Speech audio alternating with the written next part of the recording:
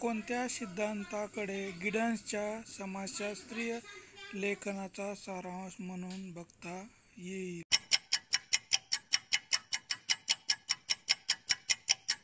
योग्य उत्तर आहे संरचनीकरण. 2011च्या जनगणनेनुसार झोपडपट्टी प्रभागाची सर्वात जास्त लोकसंख्या कोणत्या राज्यात येते?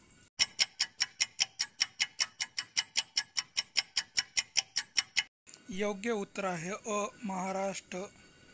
WID दृष्टिकोन कशावर भर देतो?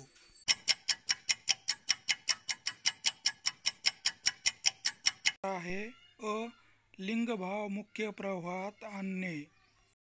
आंदोलन 1946 मध्ये टिंबटिंब येथे सुरू झाले.